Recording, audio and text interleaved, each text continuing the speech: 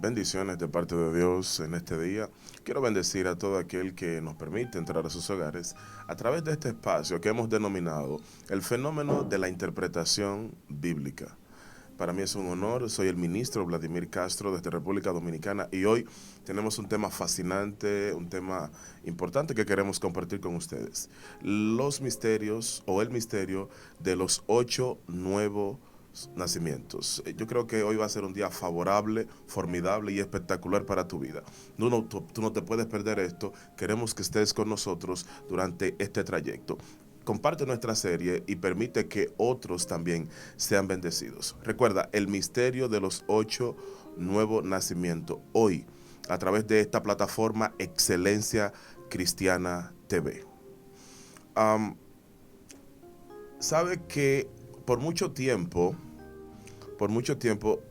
se ha creído algo de una de las historias más impresionantes que se encuentran en los evangelios. Es la historia que aparece en el libro de Juan, capítulo 3, donde habla de Jesús y Nicodemo.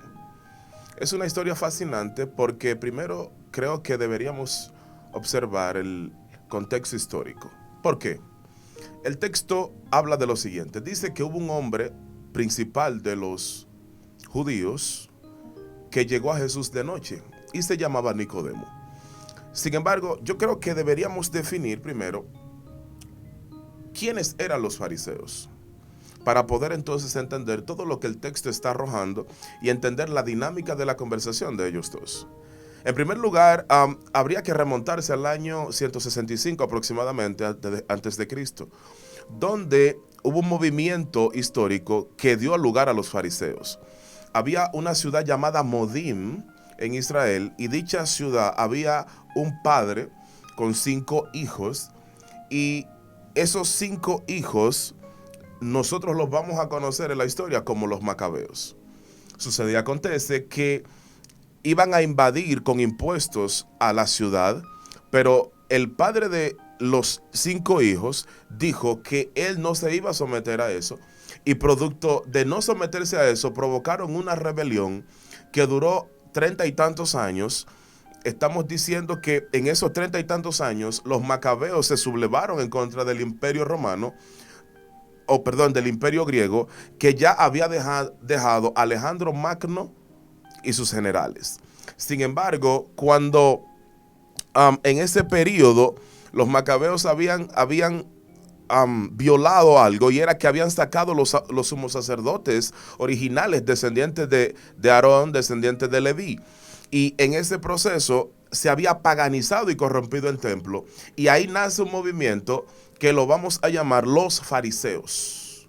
Pero ¿qué significa la palabra fariseo? Las personas comúnmente hablan como que fariseo significa hipócrita, alguien que tiene bajas cualidades, tienen almas bajas. Sin embargo, eso no tiene nada que ver.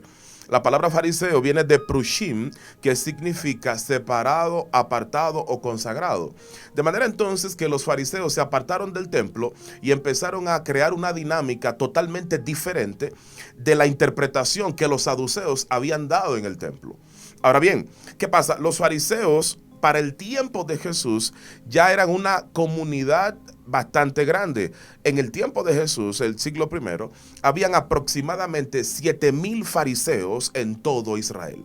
Sin embargo, hay algo que también caracterizaba a este grupo y era que ellos habían creado algo que nosotros lo vamos a conocer bíblicamente como sinagoga.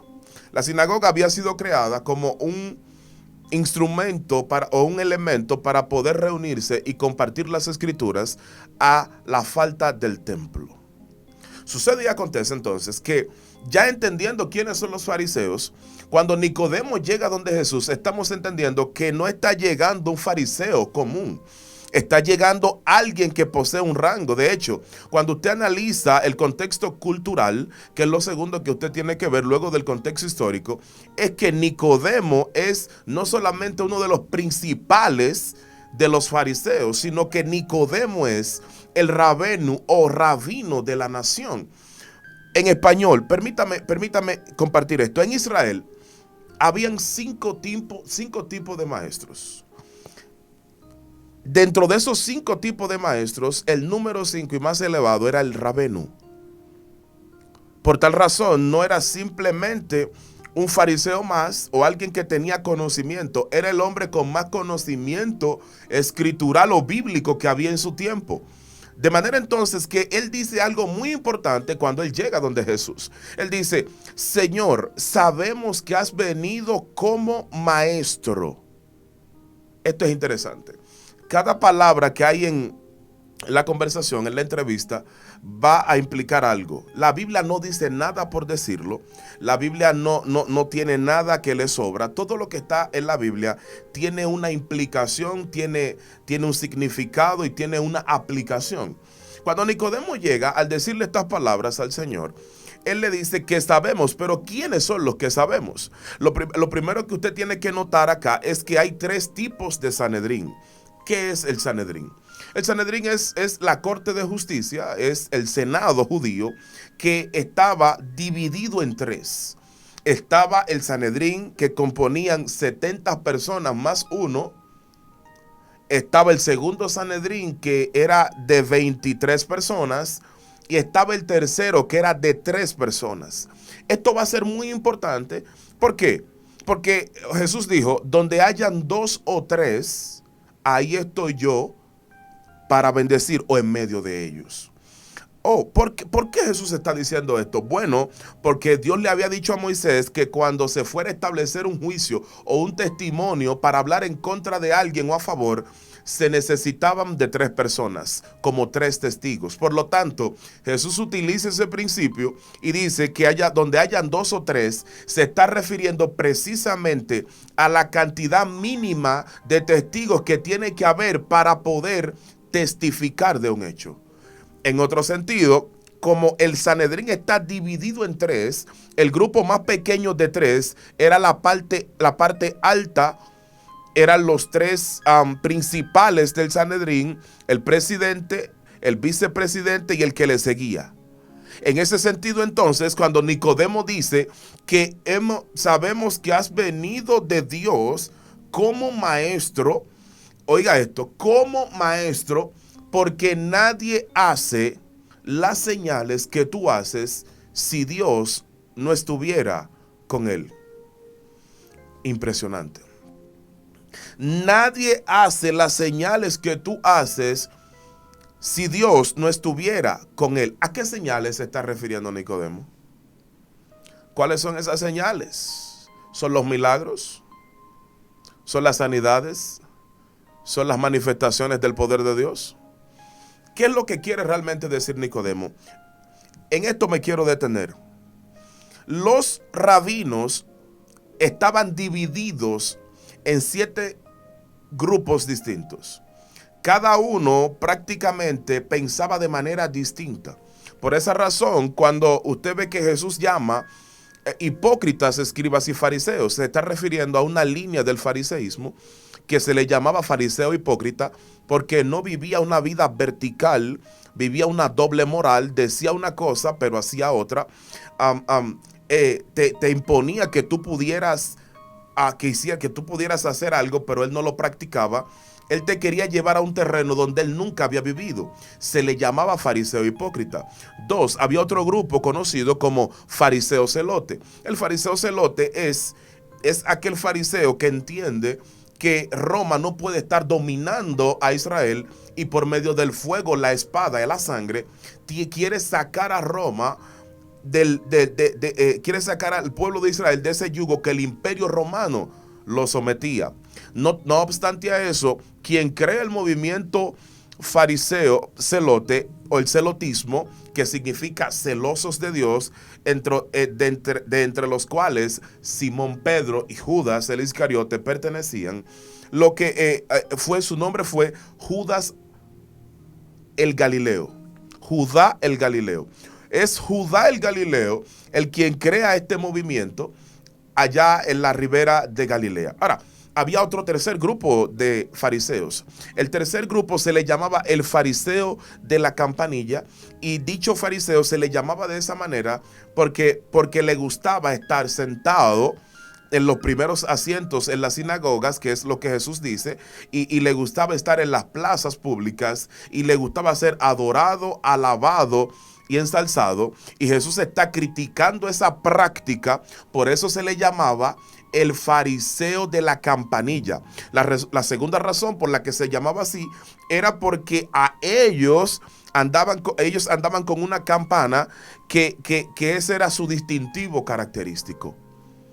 Yo creo que aquí Dios está llamando a la atención de muchos. ¿Por qué? Porque lo que Dios está diciendo es, de nada te vale que todo el mundo te avale, de nada te vale que todo el mundo te aplauda, de nada te vale que todo el mundo te suba, si al final de cuentas en el cielo no te conocen. Si al final de cuentas, si el cielo no te reconoce, si el cielo no te respalda, de nada te vale todo lo que tú hagas.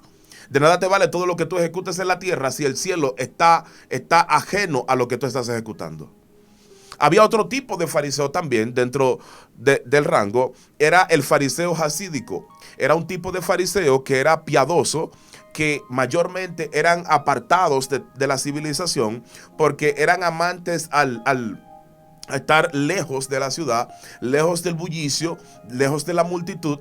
Por esa razón se le llamaba fariseo hasídico. Eran prácticamente ermitaños que no se inculcaban, quizá por una práctica ascética, por una práctica de alejarse de todo lo que contaminaba. Ahora, dentro de toda esta gama de fariseos, entonces, no los voy a mencionar todos, pero si hay algo que tenemos que notar, Nicodemo pertenece a una línea del fariseísmo. Nicodemo pertenece a una línea de los rabinos de ese tiempo. Sin embargo, hay algo que hay que poner atención, y es que si Nicodemo está yendo donde Jesús, si él está yendo donde Nicodemo le dobla la edad a Jesús. ¿Cómo así? Claro, Nicodemo, para poder pertenecer al Sanedrín y en el nivel donde él estaba, tenía que tener 30 años de edad y 40 años de estudio. Hello. Por favor, alguien debió decir amén a eso. 30 años de edad y 40 años de estudio. Porque por eso el principal Sanedrín, el de 70 más 1, tú tenías que tener esas características. Todo esto es una plataforma para poder entender la conversación, la dinámica, la entrevista, y que podamos apreciar en todo su contexto y en toda su magnitud qué es lo que ellos están hablando. ¿A qué se refiere la Biblia cuando habla de nuevo nacimiento? ¿Es lo que me han enseñado? ¿Es todo lo que yo había escuchado acerca de esto? Permítame decirle que usted va a escuchar cosas que usted nunca había escuchado. Ahora, sucede y acontece que Nicodemo, al decirle a Jesús que sabemos que has venido de Dios como maestro, es porque nadie hace las señales que tú haces si Dios no estuviera con él. Los fariseos del primer siglo, del tiempo de Jesús, habían concluido que venía un Mesías, venía alguien que los iba a liberar del yugo romano. Sin embargo, ese Mesías tenía que tener características muy específicas para poder ser declarado el Mesías. Increíble. Ahora, dentro de esas características o señales, había una en específico. Uno era un fariseo, es decir, era un maestro de ley, era un maestro de la Torá. Por esa razón, Nicodemo reconoce en Jesús el primer atributo. Sabemos que has venido de Dios como maestro para enseñarnos. 2, la segunda señal que tenía que tener el Mesías era que él venía a descubrir secretos que nadie más podía descubrir. 3, la tercera señal que el Mesías tenía que mostrar era que tenía que sacar un demonio que nadie más podía sacar. Por eso cuando Jesús saca el espíritu sordo-mudo, lo primero que hace es, dice, he aquí uno más grande que Salomón. ¿Por qué menciona a Salomón en esa conversación? Porque Salomón era un exorcista. Por tal razón sacaba demonios y sacó todo tipo de demonios, excepto el del sordo mudo. Cuando Jesús hace este milagro, evidentemente que ya hay una señal. La señal se establece donde él puede ser el Mesías porque está sacando un demonio que más nadie en la historia de Israel había podido. La otra señal que tenía que tener era que tenía que sanar de lepra. ¿Por qué? Porque el último caso de lepra había sido Naamán, y ese era el último caso de lepra. Por lo tanto, la tradición oral, que luego conoceremos qué es eso, la tradición oral estableció y dijo, cuando el Mesías venga, entonces va a sanar de lepra. Por esa razón, Jesús, los evangelios, hay varios relatos que hablan de las sanidades de lepra, no a uno, sino a varias personas. La otra característica que tenía que tener el Mesías era que tenía que hacer cierto tipo de señal que no eran las señales de los profetas ordinarios. Por favor, alguien debió entender esto. Ministro, ¿cómo así? Sí, el Mesías tenía que mostrar una señal profética. Me explico. Cuando él selecciona a los 12 son cada uno representando cada tribu de Israel. 1. 2. Los 12 es una escuela profética. Hello. Porque nosotros por mucho tiempo los habíamos visto simplemente como discípulos y posteriormente como apóstoles. Sin embargo, usted tiene que entender que eran 12 profetas que están siguiendo el lineamiento de las escuelas proféticas. La razón de ello es que Jesús no tiene una escuela como las tradicionales de Israel, porque como Shammai, como Hillel, que eran los dos principales rabinos o las dos principales casas de estudio de su tiempo. No, él tiene una escuela itinerante, podía enseñar en la montaña, podía enseñar en un lago, podía enseñar en un río, podía enseñar en una barca, podía enseñar en el templo, en cualquier lugar. Por lo tanto, él tenía que mostrar esta señal profética. Pero ok, continuamos con el relato. Dice la Biblia que Jesús le responde, de cierto os digo, que si no naces de nuevo, no podrás ver el reino de Dios. Dios mío, por favor. Oiga, si no naces de nuevo, no podrás ver el reino de Dios. ¿Qué es lo que Jesús está diciendo? ¿A dónde Jesús quiere llevar a Nicodemo? Me llama poderosamente la atención que dice la Biblia que Jesús le respondió, pero no vemos que Nicodemo le haya hecho ninguna pregunta. El texto no muestra que le haya hecho ninguna pregunta. A lo que aquí hay una incógnita que yo creo que debemos resolver. En primer lugar, probablemente la pregunta de Nicodemo fue, ¿cómo podemos ayudarte a establecer el reino de Dios? Dios mío, ¿qué es el reino de Dios? En primer lugar, la palabra reino de Dios, la expresión, es un hebraísmo, es decir, es una expresión idiomática que solamente la va a entender quien sepa hebreo. Significa que la voluntad de Dios se manifestó. 2, el concepto de reino tiene que ver ahora con el establecimiento de ciertas prácticas que van a mostrar que realmente Dios está ejerciendo su voluntad en la tierra. Por eso fue que cuando Juan el Bautista envió a sus discípulos a preguntarle, ¿eres tú el que habría de venir o tenemos que esperar a alguien más? Jesús les dijo, dígale a Juan que los ciegos ven, los sordos escuchan, los mudos hablan, los cojos son sanados, etc. Entonces, en otras palabras, esta era la muestra que el reino de Dios había llegado. No podemos decir que hay reino de Dios si no hay milagros. No podemos hablar que hay reino de Dios si no hay manifestación de poder. No podemos decir que hay reino de Dios si no hay liberación de demonios. Lo que estoy diciendo es que el reino de Dios tiene que manifestar precisamente que el dominio del cielo está haciendo irrupción en la tierra. Que el cielo está estableciendo lo que en la tierra comúnmente no sucede. que el cielo está plasmando lo que comúnmente en lo físico no pasa. Por esa razón, él tiene que entender que la manifestación del reino es el establecimiento de la voluntad de Dios. Sin embargo, hay otra cosa que tenemos también que poner atención. A lo otro que debemos poner atención es que Nicodemo se queda perplejo en la conversación porque, en primer lugar, en Israel habían 8 tipos de formas para nacer de nuevo. En otras palabras, habían 8 nuevos nacimientos. Ministro, ¿cómo así? Me explico. En Israel se hablaba de una persona que nació de nuevo cuando poseía las siguientes características. 1.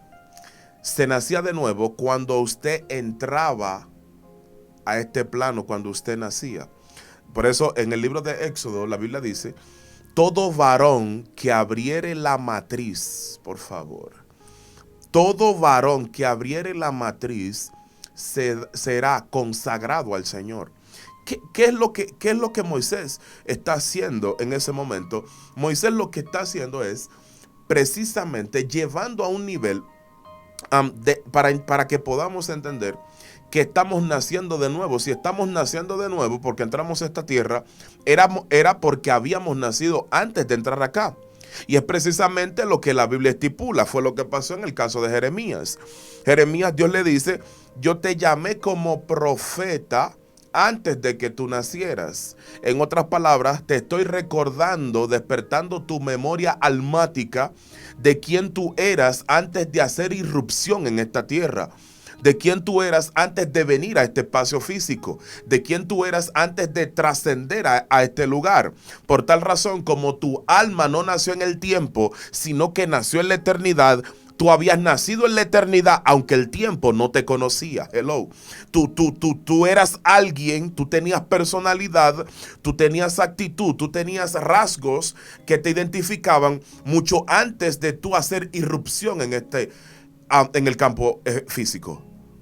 En ese sentido, entonces, cuando el varón abría la matriz, y de hecho hay una tradición en muchos pueblos, en muchos países de Latinoamérica, donde se le decía a la mujer que daba a luz por primera vez un varón, se le decía dichosa.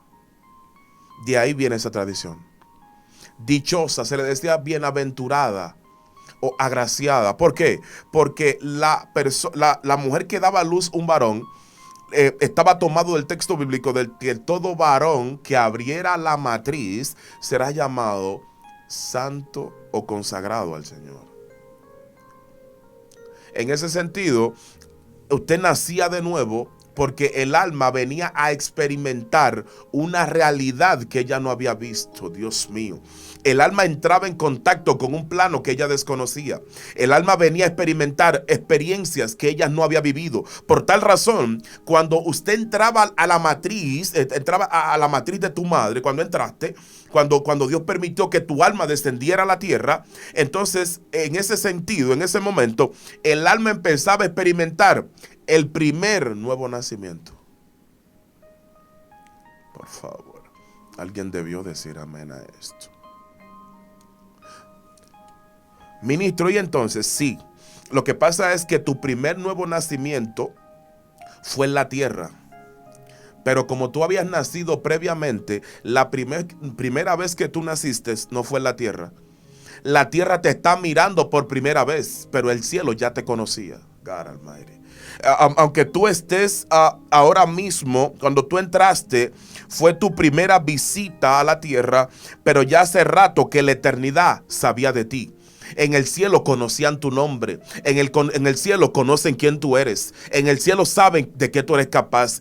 El cielo está consciente de que tú eres una mujer de Dios, de que tú eres hijo de Dios, aunque en la tierra nadie lo conocía.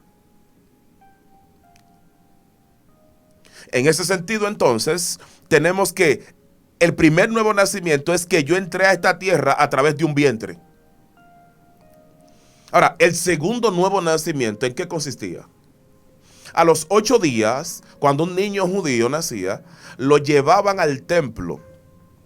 O en su defecto, le practicaban el rito de la circuncisión, conocido como Brit Milá.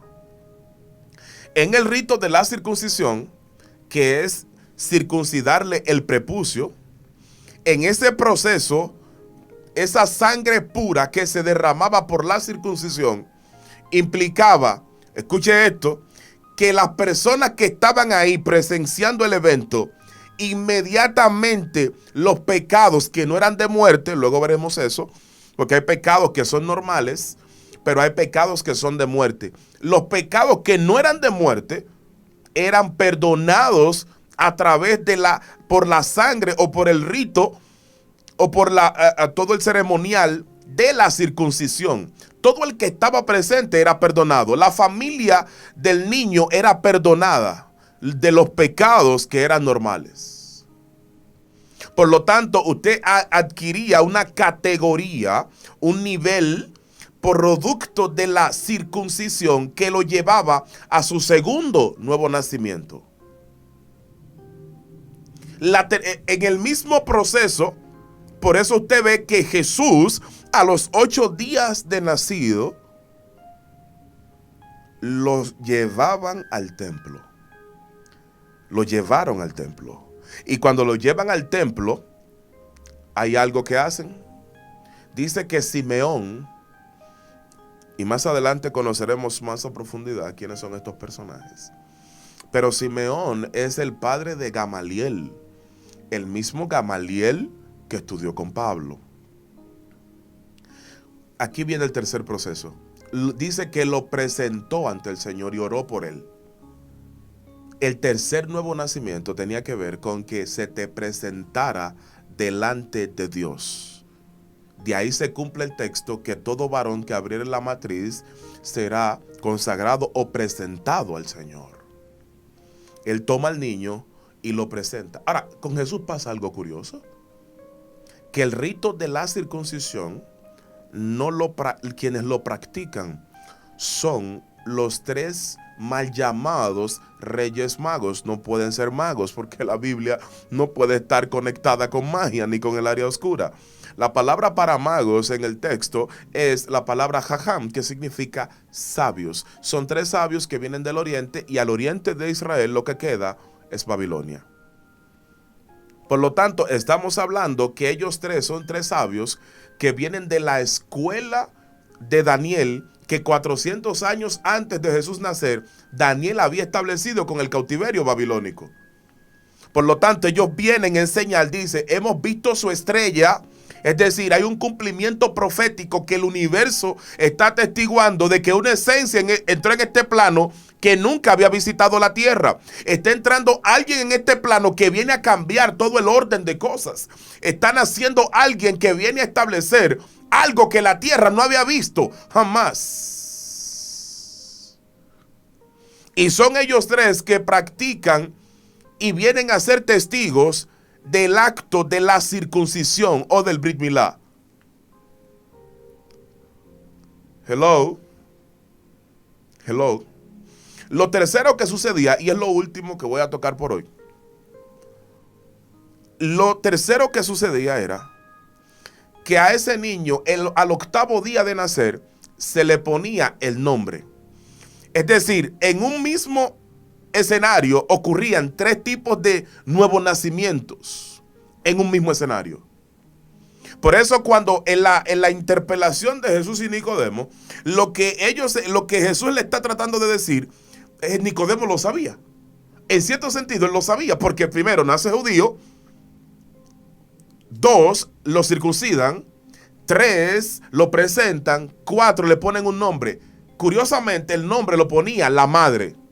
Por esa razón, el ángel Gabriel se le aparece a María y le dice, tendrás un hijo y llamarás por nombre Jesús, porque él salvará al pueblo de sus pecados. Por eso la madre era que ponía el nombre, y por eso el ángel se le revela a la madre. No obstante a eso, nadie sabía el nombre. Escuche esto. nadie sabía el nombre y hasta el octavo día que se le ponía el nombre. ¿Qué implicaba el nombre? Uno, el nombre implicaba que dependiendo del nombre que te pusieran era tu asignación. Dos, el nombre implicaba que dependiendo de él dependía tu esencia. Tres, el nombre implicaba que tu destino estaba conectado a tu nombre. Por esa razón, muchos de los judíos se cambian el nombre porque cuando ellos ven que su nombre no está dando resultado, porque hay nombres que tenían implícitos maldiciones. Hay nombres, fue como el de Jabes, por ejemplo. Su madre lo da a luz con dolor y por eso le pone Jabes, porque él era gordito, él era bien llenito y su madre le pone, lo di a luz con dolor. Es decir, me maltrataste la matriz, me maltrataste al darte a luz y todo ese maltrato y esa frustración, ella lo puso en el nombre. Por lo tanto, cuando al ponerte el nombre, estaba implicando que todo lo que tú ibas a hacer en la vida dependía del nombre. Por eso se tenía mucho cuidado a la hora de seleccionar el nombre que te iban a poner. En la cultura bíblica no todos los nombres se te ponían. Se ponía el nombre de acuerdo a las circunstancias en las que tú vinieras. Por eso muchos nombres bíblicos y de los judíos en la actualidad dependen mucho de la condición o de la situación en la que ellos nacieron, en las circunstancias en las que ellos nacieron, en lo que se dio, en lo que se movió en el entorno donde ellos nacieron. Pero la única diferencia que este nombre del Señor fue un nombre maravilloso porque tenía que ver con el que iba a salvar al pueblo de sus pecados. Yo quiero bendecirte en esta hora. Quiero bendecirte de parte de Dios. Yo espero que esto haya sido de edificación, de conexión para tu vida, para conectarte con el Creador, para conocer todo lo que debes conocer acerca de Él, que tú te conectes realmente con una esencia superior, con un nivel superior al que tú has visto durante toda tu vida. Quiero bendecirte en esta hora. Soy el ministro Vladimir Castro desde la República Dominicana y esto fue el nuevo fenómeno de la interpretación bíblica a través de la plataforma Excelencia Cristiana TV. Shalom y bendiciones.